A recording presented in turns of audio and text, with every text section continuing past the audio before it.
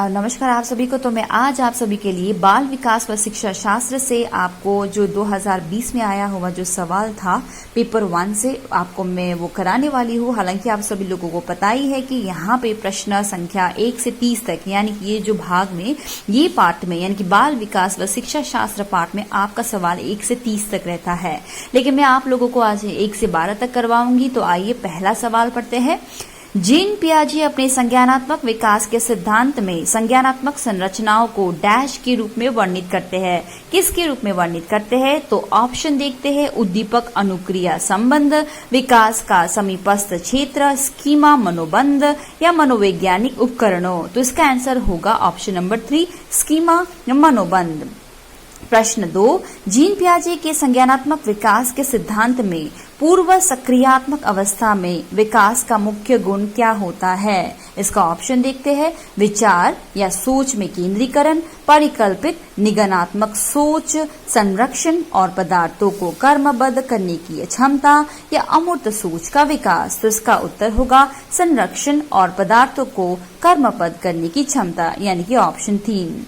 विकास के संदर्भ में निगम में से कौन सा कथन सही है? प्रश्न 3 आप देख सकते हैं यहाँ पे। विकास के संदर्भ में निम्न में से कौन सा कथन सही है? विकास केवल विद्यालय में होने वाले अधिगम से ही होता है, केवल है यहाँ पे। विकास केवल बाल्यावस्था के दौरान ही होती है, या विकास बहुआयामी होती है, या विकास की दर सभी संस्कृतियों से भी सभी के लिए समान होती है। तो इसका सटीक आंसर होगा विकास बहुआयामी होती है। लेव यक्सकी का सामाजिक सांस्कृतिक परिप्रेक्ष्य अधिगम प्रक्रिया में डैश के महत्व पर जोर देते हैं। लेव यक्सकी किसके महत्व पर जोर देती है? अधिगम प्रक्रिया में किस पर बहुत ज्यादा जोर देते हैं, किस पर महत्व देते हैं? तो इसका पहला ऑप्शन है गुणारोपण, अभिप्रेरणा, संतुलीकरण या सांस्कृतिक उपकरणों। तो इसका सटीक उत्तर होगा ऑप्शन नंबर 4 सांस्कृतिक सटीक आंसर होगा सांस्कृतिक उपकरणों। तो प्रश्न 5 आप देखते हैं यहाँ पे। एक प्रतिशील कक्षा में व्यक्तिगत विभिन्नताओं को किस प्रकार देखा जाना चाहिए? देखिए, फिर से सवाल को पढ़ते हैं। एक प्रगतिशील कक्षा में व्यक्तिगत विभिन्नताओं को किस प्रकार देखा जाना चाहिए? पहला है आपका ऑप्शन अध्यापक के पक्ष पर असफलता, योग्यता आधारित समूह बनाने का मापदंड, अध्ययन या फिर अध्यापन अधिगम प्रक्रिया की परियोजना के लिए, या अधिगम की प्रक्रिया में बाधा। तो आपको यहाँ पे इसका सटीक आंसर क्या होना चाहिए कि अध्यापन अधिगम प्रक्रिया की परियोजना के लिए महत्वपूर्ण यानी कि important for planning of the teaching learning process, हमें इसमें ध्यान देना चाहिए। क्योंकि यहाँ पे देखिए बताया गया है कि हम समूह के आधार पर तो उसको मापदंड नहीं कर सकते, अध्यापक के पक्ष में असफलता ये भी नहीं है, अधिगम की प्रक्रिया में बाधा ये भी नहीं है। तो इसका सटीक उत्तर होगा अध्यापन अधिगम प्रक्रिया की परियोजना के लिए महत्वपूर्ण।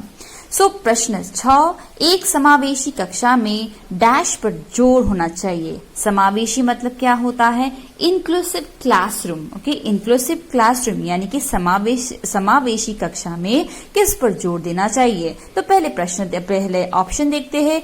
पहला ऑप्शन है अविभेदी या कि समरूपी निर्देशों, सामाजिक पहचान के आधार पर छात्रों का अलगाव, हर बच्चे के सामर्थ्य को अधिगम करने के लिए अवसर प्रदान करना, या प्रदर्शन अभिमुखी लक्ष्य। तो इसका आंसर क्या होगा? हर बच्चों के सामर्थ्य को अधिगम करने के लिए अवसर प्रदान करना ही समावेशी कक्षा में जोर देती है।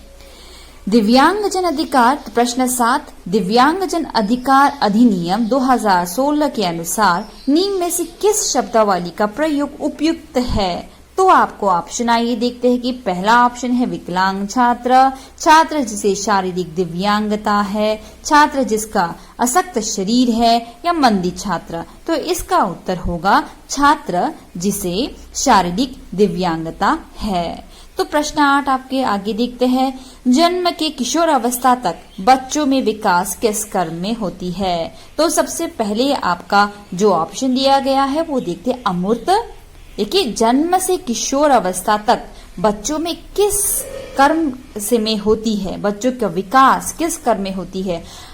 अमूर्त, सांवेदिक या मूर्त, मूर्त, अमूर्त, सांवेदिक, अमूर्त, मूर्त, सांवेदिक, सांवेदिक, मूर्त, अमूर्त। तो सबसे पहले क्या होगा? सांवेदिक, मूर्त, अमूर्त, यानी कि सेंसरी, उसके बाद कंक्रीट, उसके बाद एब्स्ट्रैक्ट। प्रश्न नंबर 9, प्रश्न 9 आइए देखते हैं।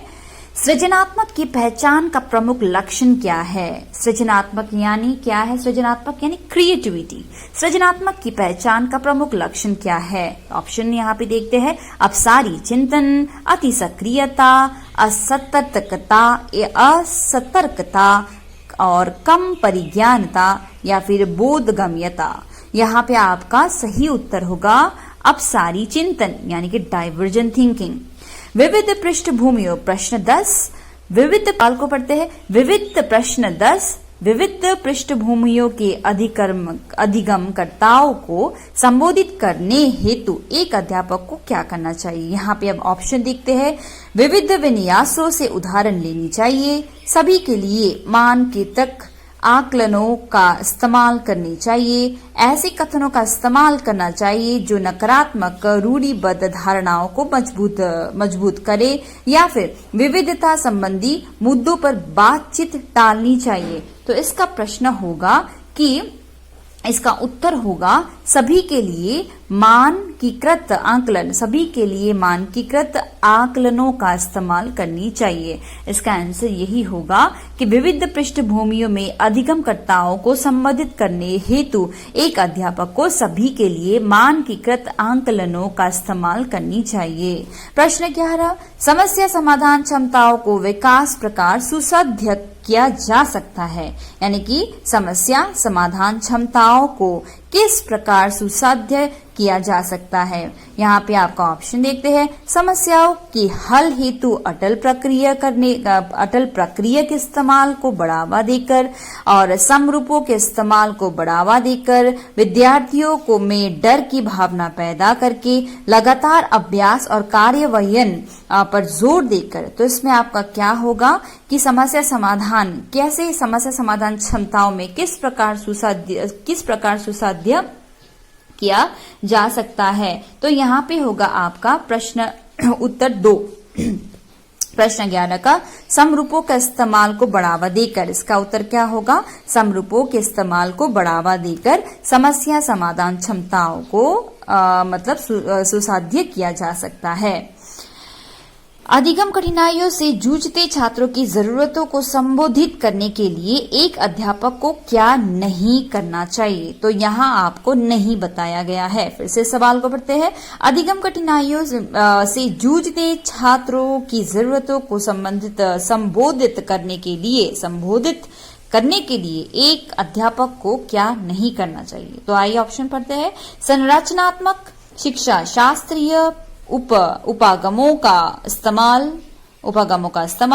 व्यक्तिगत शैक्षिक योजना बनाना, शिक्षा शास्त्र और आकलन की जटिल संरचनाओं का प्रयोग करना, दृश्य श्रव्य सामग्रियों का इस्तेमाल करना। तो आपको यहाँ पे देखिए